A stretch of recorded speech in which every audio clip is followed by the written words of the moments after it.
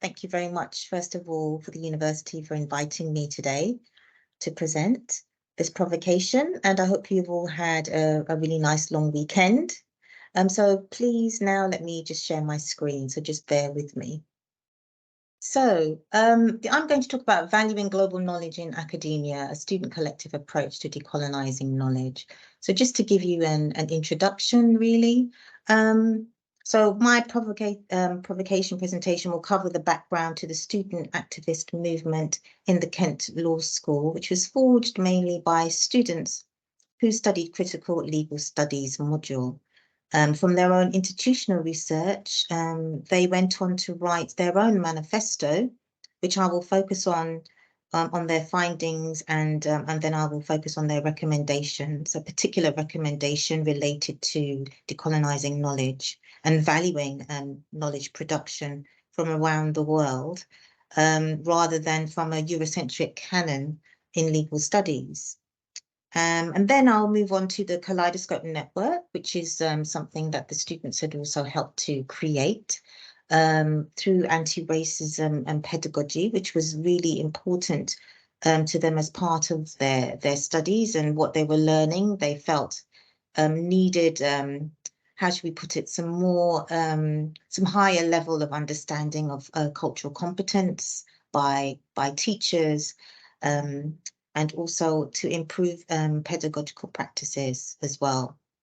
And then I'll move on to where we are now, really, in terms of decolonising the university. And has any of these items in the manifesto, have they helped towards decolonising the university, and also, of course, valuing more so the decolonising of knowledge? So has there been any real change is what I will really open up the discussion to towards the end. Okay, so what is decolonising the University of Kent? Well, it was a student-led working collective made up of students and staff of colour, with the main aim to disrupt colonial legacy in their curriculum. They formed a collective doing anti-racist work as part of a larger community in the UK, such as the BARC Collective, which you may have heard of, which brings together the lived experiences of students and staff campaigning for institutional change, which includes diversifying the curriculum, decolonising knowledge, decolonising the university. So all of this really resulted in the students feeling so strongly about having a voice that they produced their own manifesto, and with supportive staff and key stakeholders guiding them through their research, they were able to hold student-led events, such as the collective had produced an empowering book also called Towards Decolonising the University. But prior to publishing the book, which was an amazing achievement for all of them, they were able to hold real significant events that gave them a voice and a platform. So that middle picture there shows them at one of their major events on decolonising the university, with a rapper and social activist of social justice, Low Key. So that was an amazing event that went on towards them helping, really finding their voice and helping them to publish the book, which is called Towards Decolonising the University. So notice the first word of that title of the book, towards. So they recognised through their activist movement that there is lots still to be done from the bottom up, but also from the top down, where there is a need for key stakeholders and also senior leadership teams and members of the senior leadership team to support and really be accountable for decolonising the university. So the students had gained some funding through the help, of course, of Dr. Soraya Jivraj and also Dr. Dave Thomas, who were both key support staff of the actual movement. So yes, the students gained research ethics approval to conduct their research on the ideas that they had gained about, well, why are we not seeing more of a global knowledge system being taught to us in legal studies? So what they did is that they conducted student focus groups and interviews And some of this research included challenging ableism and racialization within the institution, also international students of colour and their sense of belonging or unbelongingness. Muslim women and Muslim men were also interviewed in safe spaces, and also Black men's focus groups were conducted. So there was a lot going on there. So, and pedagogy of powerful learning experiences were also researched quite deeply alongside race, identity, and belonging. So all of these were really, really important to them to do quite in-depth qualitative research.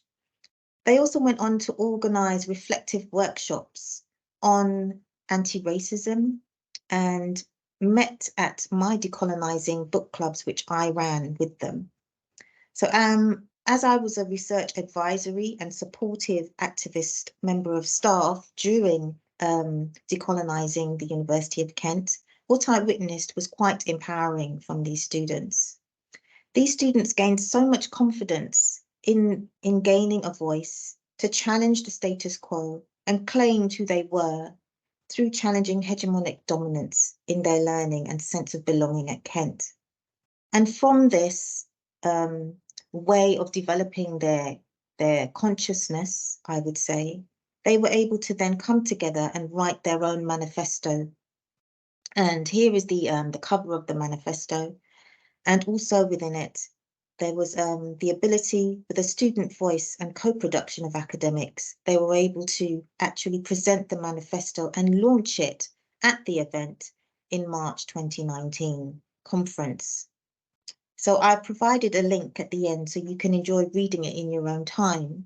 But I wanted to give you just a flavour of the three main summary points of the manifesto. So point one, we have the pedagogy and powerful learning experiences, where we see here that the colour of their curriculum needed to be addressed and challenged, particularly from scholars of colour and from Global South scholars. They wanted to know why these weren't included so widely compared to the Eurocentric views of the legal canon. So they also said here, as I put in bold, that our curriculum reflects and addresses a range of experiences and promotes cultural democracy, as well as developing all students into critical, analytical thinkers and leaders within their education. So here what they are actually saying is that there is a need for the voices to be heard from marginalized groups around the world. And it's not being taught to them, but they know it exists. And they need to find out more and they want to read more about it. So there was this thirst for more knowledge, for decolonized knowledge to be taught in their modules. And then secondly, we have race, identity and belonging, where students felt very strongly about their identity and how that played an important role in the effectiveness of their studies.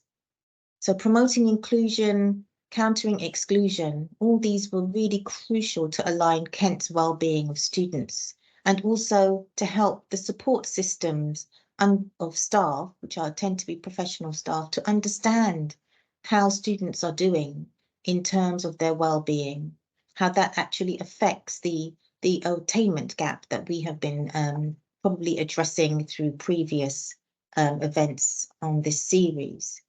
So to develop confidence and to tackle barriers in help-seeking behaviours, such as the circle of fear, and in turn promote our belonging.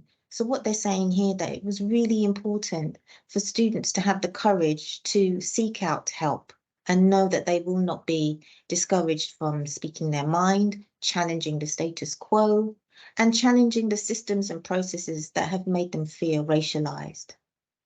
And they thought that this could be best achieved. For example, they designed and created a hub known as the Kaleidoscope Hub, which is a principled community space where students of colour feel able to access and develop strong networks of support. And so doing that, they were able to talk more about and feel safe to talk about their belongingness or unbelongingness, as the case would be for many of them. And also talk about their identity and where their identity is placed within their learning was also really important to them. So they continued talking in this space and then developing certain ideas about how the Kaleidoscope Hub can actually help to educate staff and students who are not students of colour or staff of colour within the university.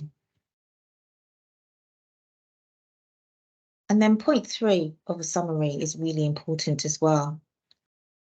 Students' voice and co-production with academics and stakeholders within the university. Here, they thought there was also a lack of awareness of Black scholarship, including the students in stage 3. So by stage 3, in other words, students had realised actually they hadn't learnt much about scholars from across the globe, particularly the Global South.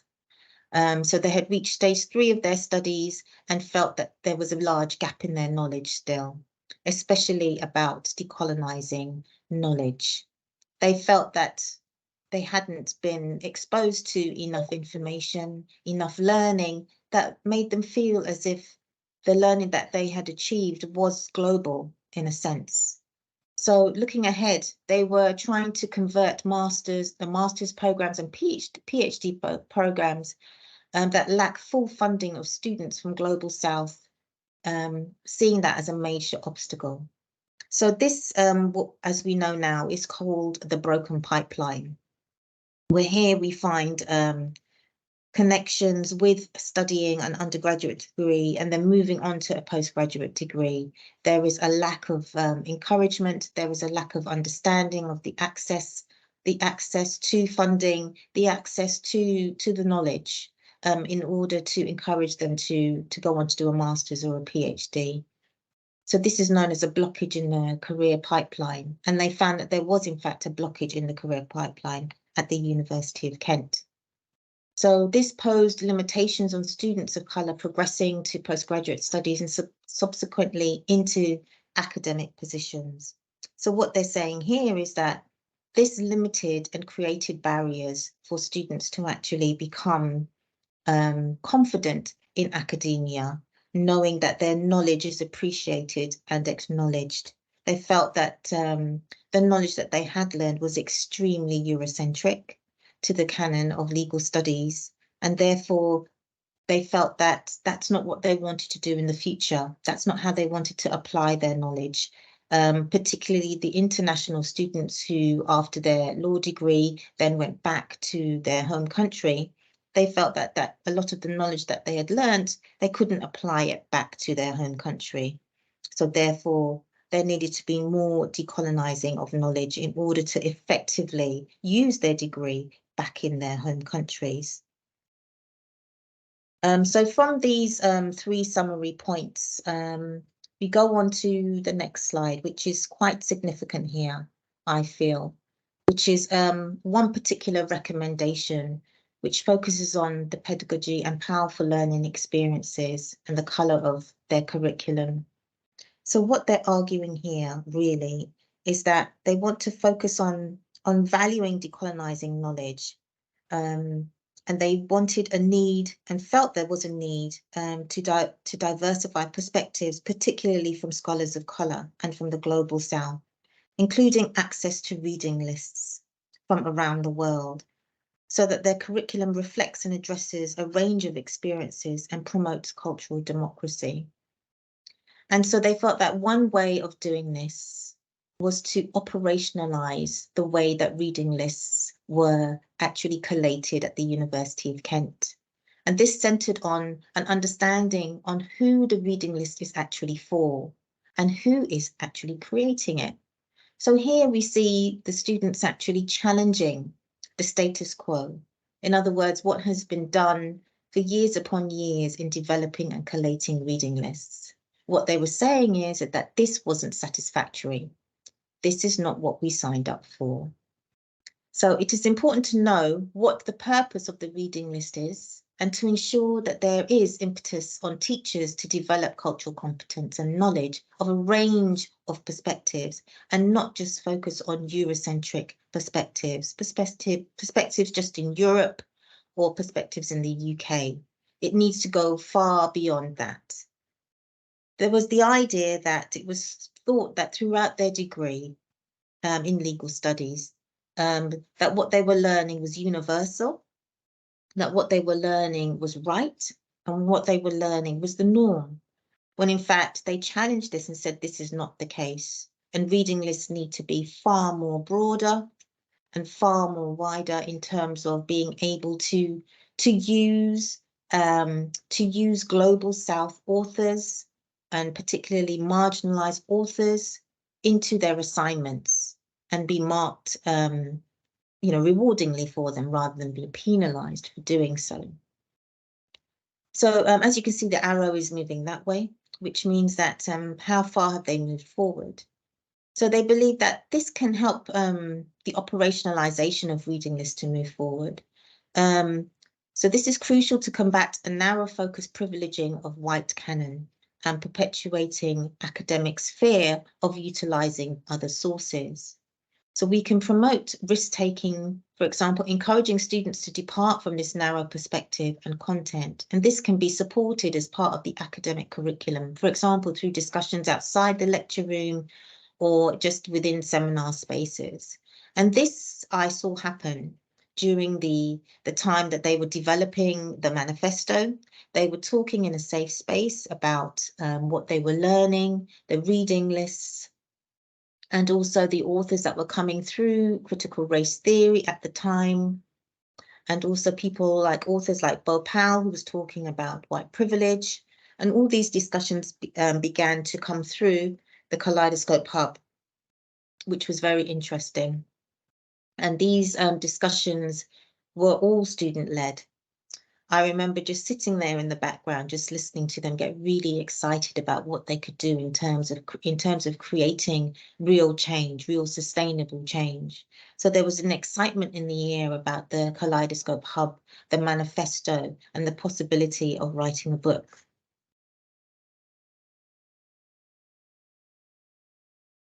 So this is the example of the Kaleidoscope Network, which was a very exciting time for them. So Kent Law School students helped to create the Kaleidoscope Network principles, which along with the supportive activist staff created the hub to encourage teaching staff to change this habit that we've spoken about pedagogical practices were far too Eurocentric, and where white privilege is also reproduced as appears to be the norm within the curricula. So the idea was really that white staff would sign up to this pledge and agree towards these principles, which were quite ingenious for the students to come up with. And so they also came up with this illustration of people, kind of talking to each other, reflecting, understanding their positionality and their whiteness and their privileges, and being open to discussions and having more difficult conversations. But having those conversations for these students was particularly important towards moving towards anti-racist pedagogy. So the idea was, as I said, was for staff to actually sign up to it, to the pledge, and agree to abide by these key principles to improve EDI, not just in their module, not just in the classroom, but across the institution. So it was a very exciting time for them. And here I've also included the link for this as well for you to read later, are the details of the Kaleidoscope Network principles. And these principles were made and created and discussed in a safe space by these students and also the supportive staff and key stakeholders who wanted to see the Kaleidoscope Network flourish.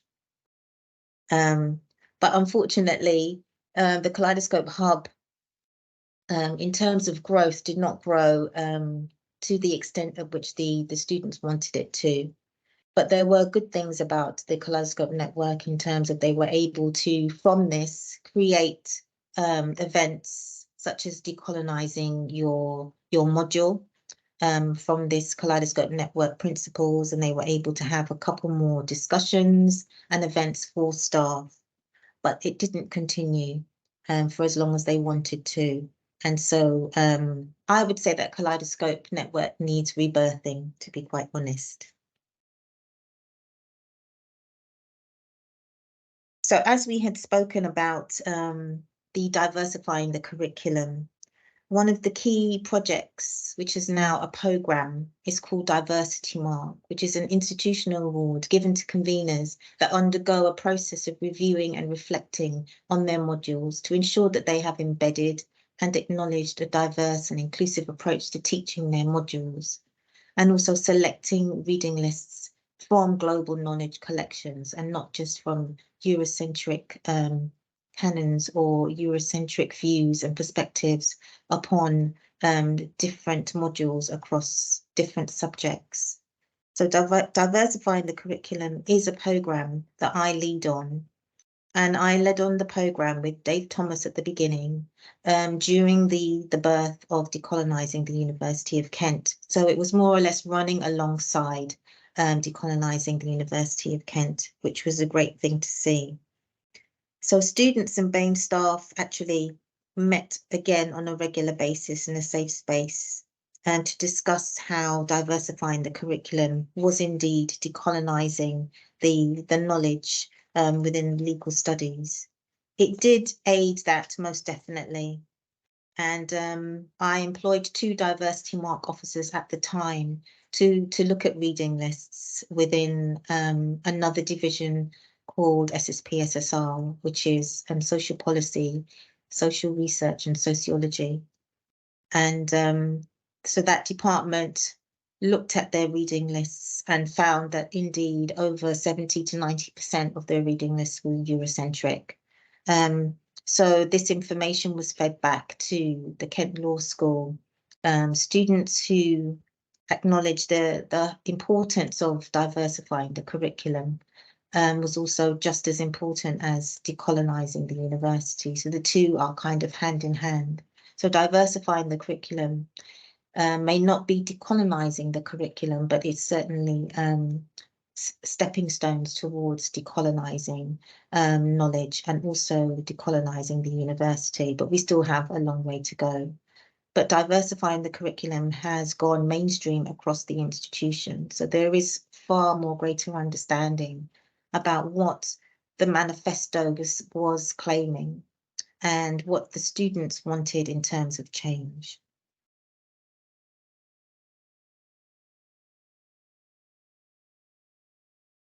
So as well as committing an application to the REC, the university also called in external consultants to work with staff and BAME staff network to create valued objectives that they want to work towards to help decolonise the university.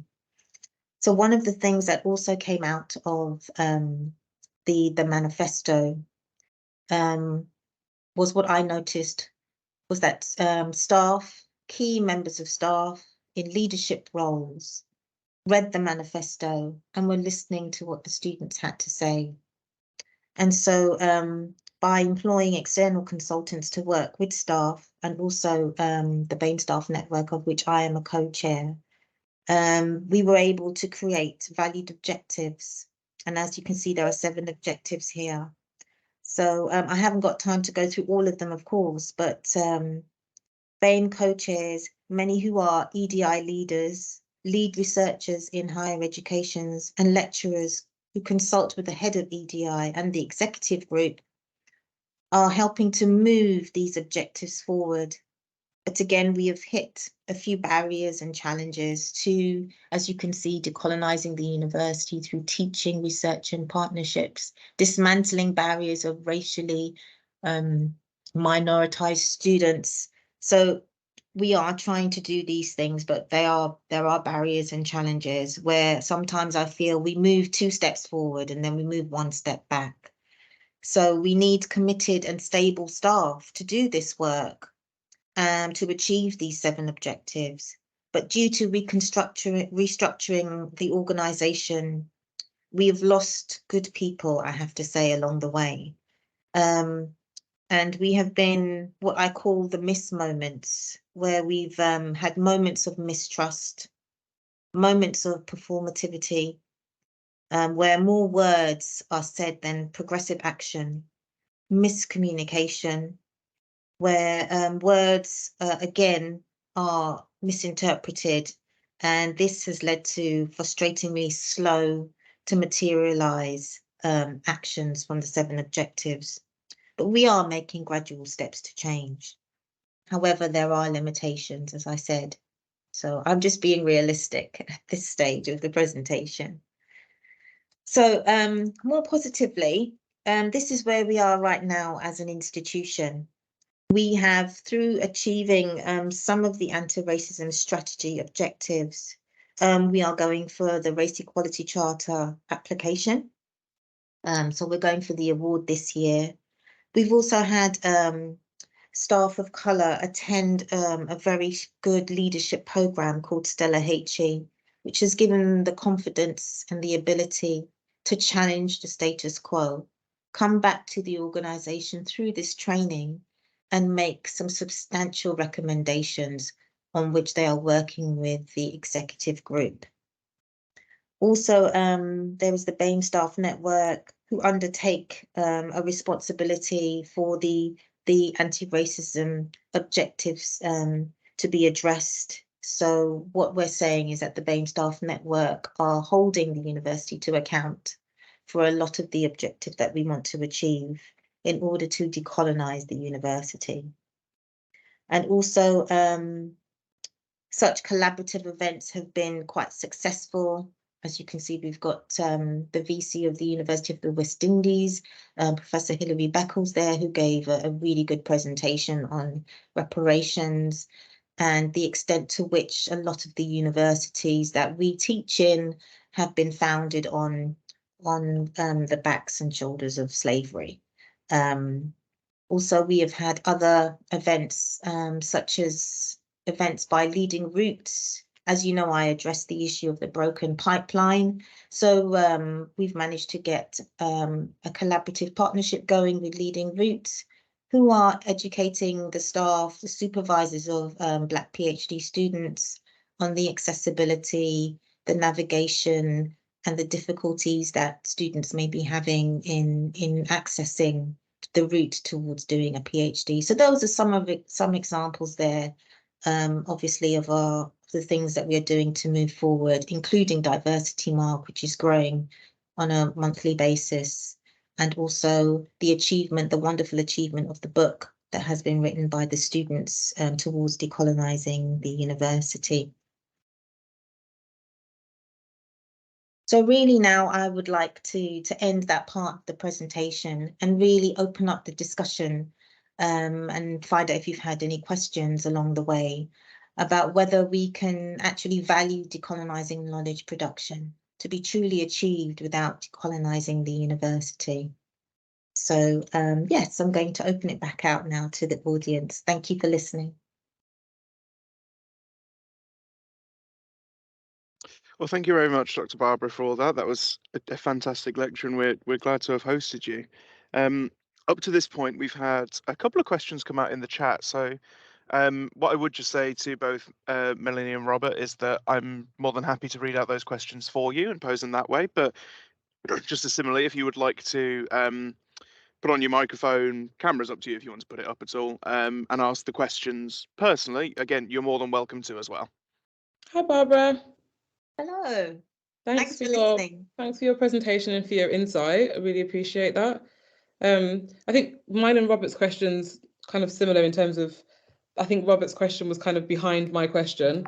It was more about specifically looking, because you spoke a lot about anti-racism, spoke a lot about the culture, and earlier in the lecture series we've learned from some of the thinkers around actually the political concept of decolonising being lost in this conversation, particularly in UK universities, where it's become largely cultural. And there is a kind of a softening of decoloniality where it talks about how people feel and inclusivity and even diversity.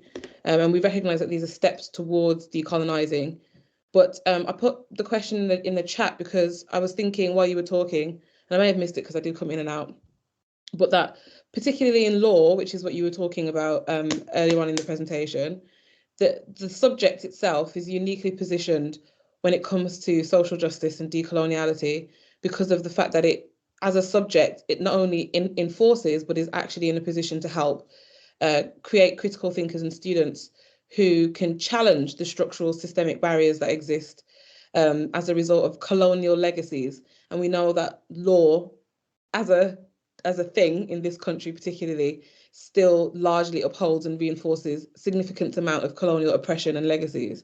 So I was just asking, from a very academic practice perspective, has there been any intentionality in terms of the subject matter of law that students learn, looking at teaching the students, as I said, intentionally, how to challenge the status quo, and rather than just looking at more knowledges or challenging where knowledge comes from, actually equipping the students with tools and opportunities and assessments and spaces to challenge not just what they receive in the classroom, but the systemic legacies of colonialism. Was that a part of the kind of the conversations, the focus groups, and has there been any outcomes of that particular element of specifically challenging colonial legacies through law?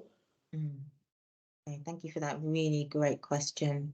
Yes, during the time of the movement, they were certainly doing that. They were certainly looking at assignments and how they were worded, and whether they were inviting students to challenge the status quo and also to challenge the legal systems that reproduced, such barriers and oppression.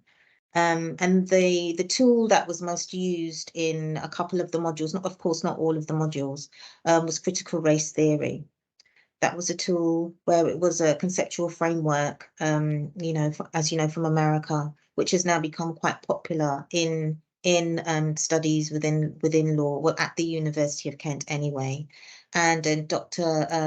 Soraya Jivraj was one of the key conveners of the critical legal studies module that used critical race theory as a tool to have these discussions about the idea of who you are and your consciousness, and where are you placed within the system, and how is the system how are you able to dismantle the system whilst being and working within the system.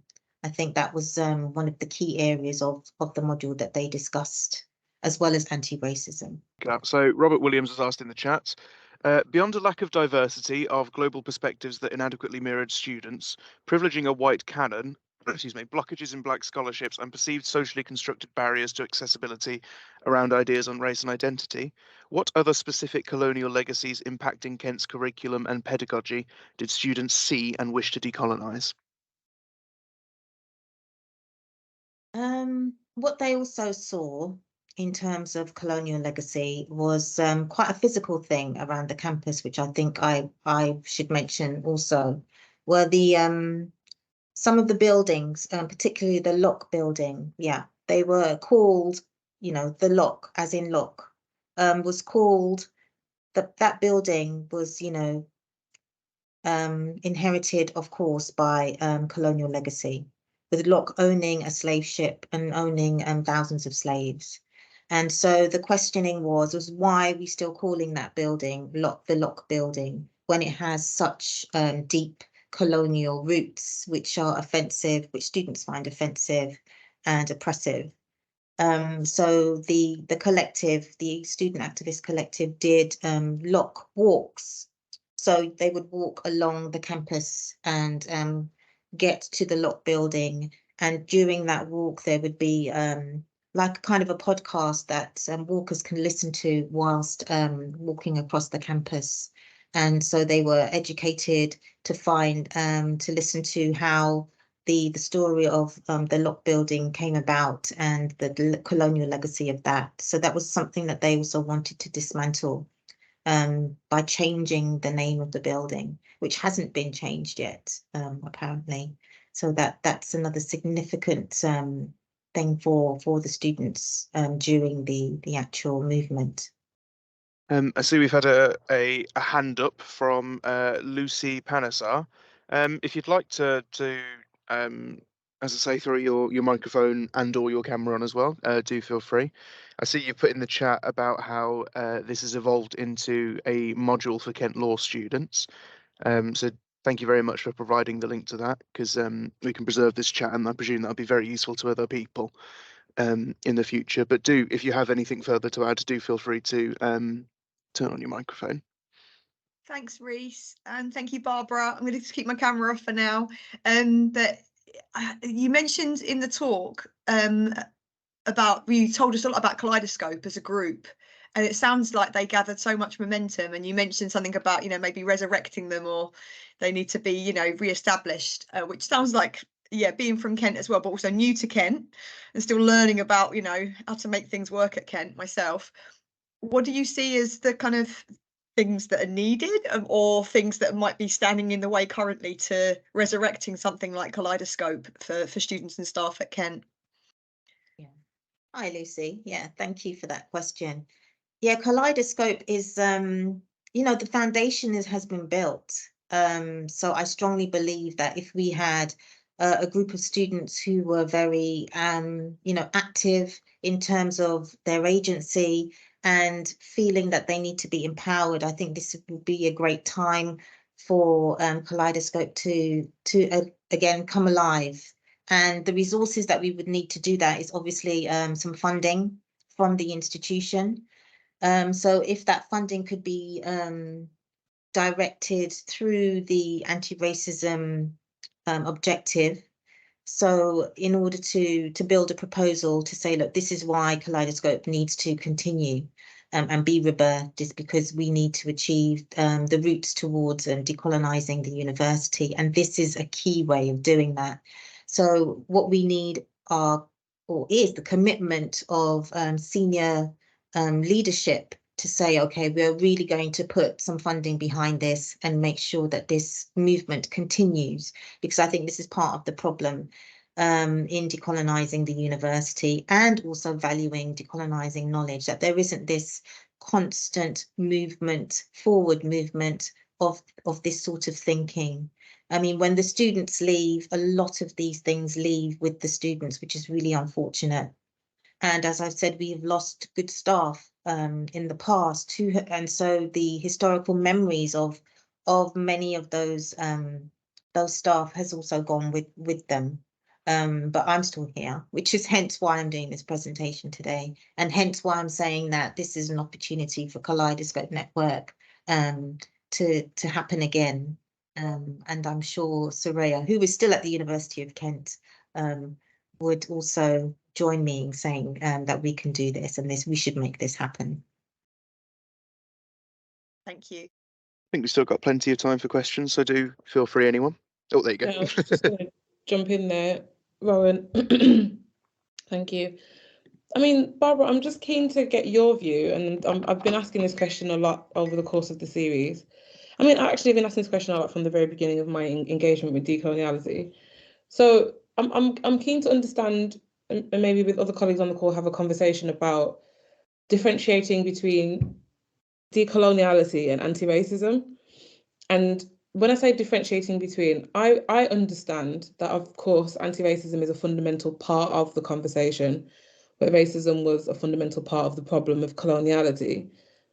But I also understand that there is a wider conversation to be had beyond the anti-racism, or even that cultural, let's just say cultural. Yeah, it's more to do with race and racism that tends to come out of conversations of decoloniality in higher education. And that's sometimes the feedback that we get, the resistance that we get, is what's the difference between this and anti-racism?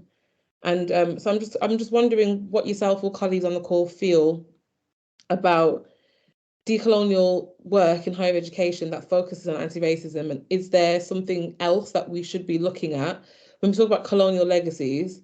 My understanding of that is that it's wider. So how do we ensure, if that's what we're supposed to be doing, that there is a difference between decoloniality and anti-racism, while engaging with anti-racism as a part of decoloniality, if that makes any sense?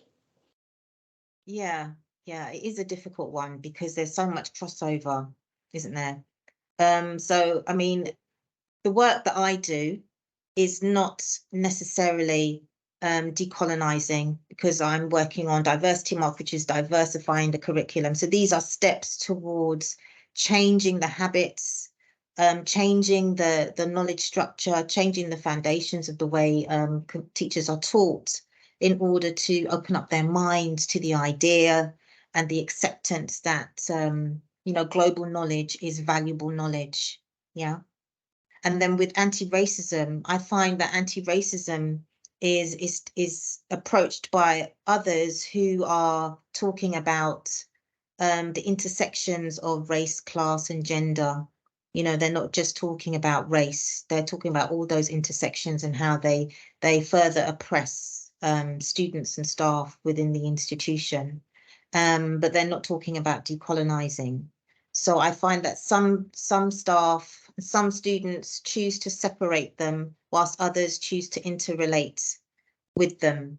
So I feel that, as you said, decolonising, it does go way beyond the institution, because you see colonial legacy in the workplace because of the structures, because of the ability of white privilege to be in the foundations of the workplace, which also stems from education, right from primary school education. You're seeing it right through into the workforce.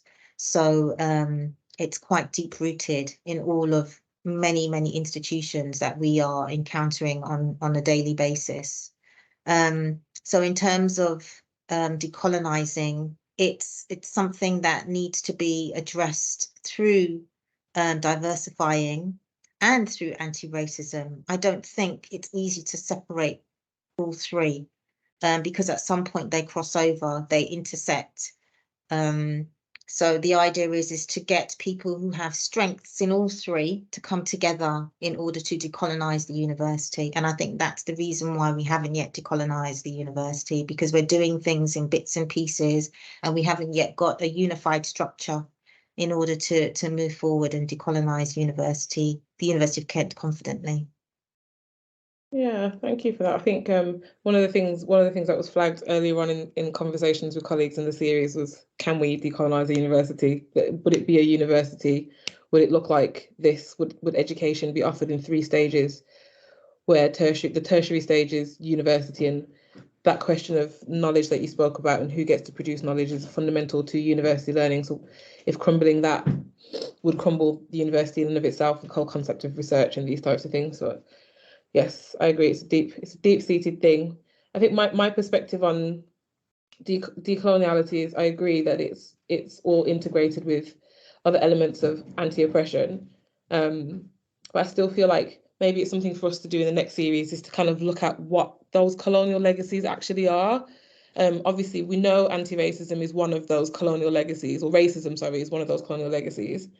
You know, we know classism is, and these are the ones that we speak about often and have a lot more information and insight into. But one of the things I've been thinking is there were specific and there were intentional behaviors, systems, and approaches taken during coloniality and colonization that sought to oppress, that sought to educate in a particular way. And I think there's a value in going back to what was done to have a look at how that can be, in some ways, I guess, as much as possible, undone. And understand the methodology and the mindset behind what was done to address where we've arrived at today. And I think that's a piece that's missing maybe in the decolonial conversation when we talk about it in the context of education. But thank you for that. You're welcome. I would agree with that, because I think those are the sorts of conversations that are being had during Diversity Mark, where you have students who are known as Diversity Mark officers. They talk quite confidently with conveners about the convener's positionality as a teacher, as a white teacher, or as a staff of colour, because there is still this, them and us with staff of colour and students. So they talk about their positionality, their privileges, being in higher education, and where did they start from? Because their roots towards higher education may not have been the traditional route to education. So it's about storytelling and lived experiences that bring rise to the idea that, okay, the way I feel is actually because of colonial legacy. The way I am is because of colonial legacy. And then we begin to unpack that in the conversations through Diversity Mark. So it's not just about auditing a reading list or reviewing a reading list. It's about getting to the heart of the matter as a human being. Yeah. Thank you for that. So I think time is still on our side, but just for the sake of I think vocalizing it and putting it out there for the sake of the recording, I think it's worth reading out some wonderful comments we've just had. We've had one from Robert Williams, who cites forgive my pronunciation here, a Kwame Nkrumah, the former president of Ghana. And apparently, per him, neocolonialism is the current stage of imperialism, and per Kwame, this stage is more insidious and complex, more dangerous too than the old colonialism.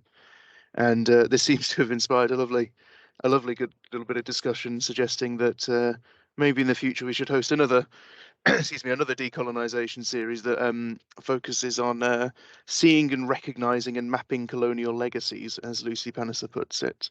And well, yes, I think these have gone particularly well. So I do hope that we would be able to see something like that around this time next year, because I think there are clearly some very interesting discussions to be had around legacy. I think is quite a good word for it. Yeah.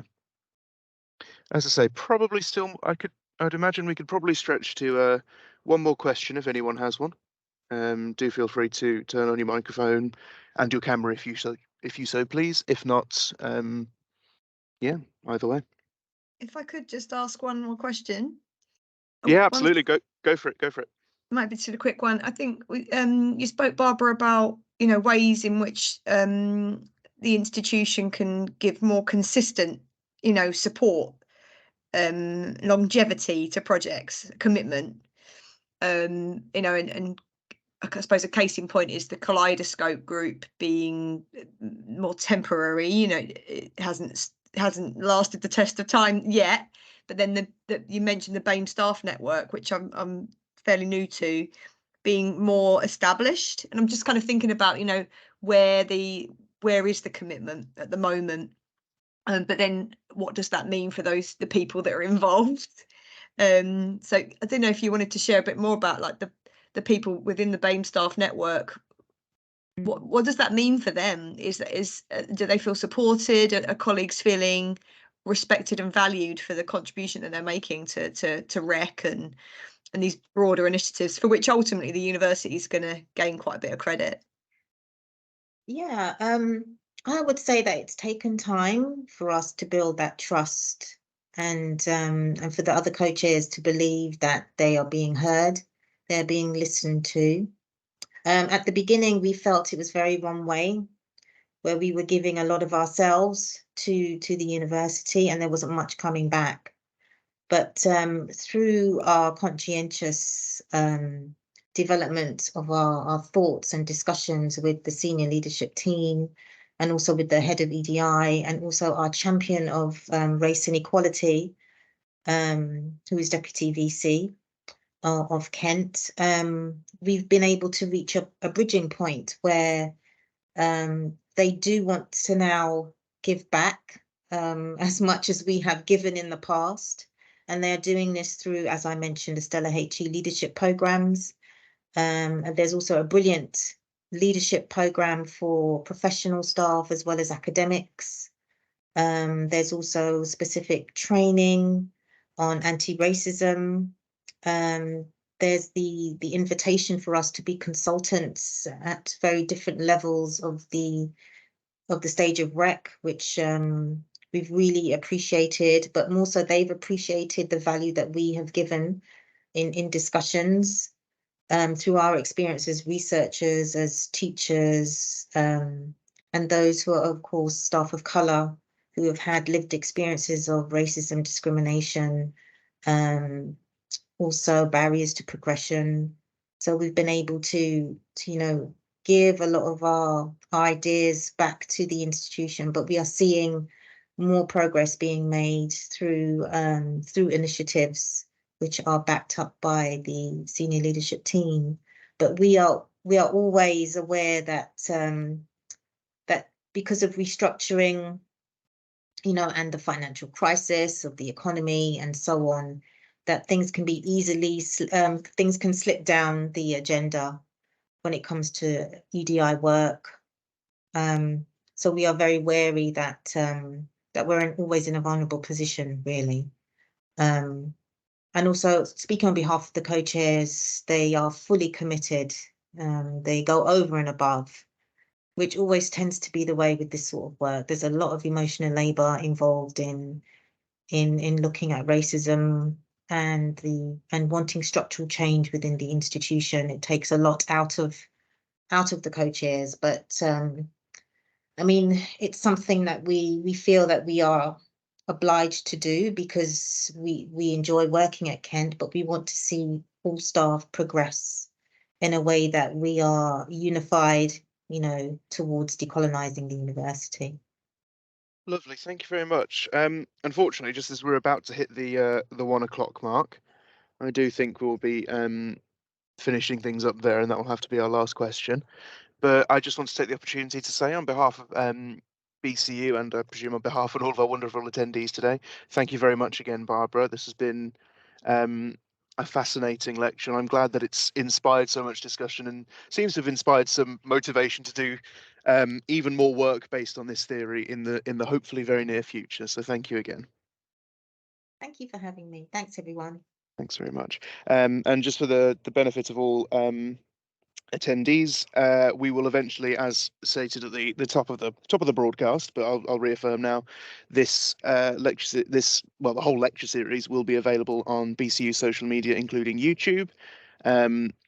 But the plan is for this to be available fairly soon. So thank you all again, and I hope you enjoy the rest of your day.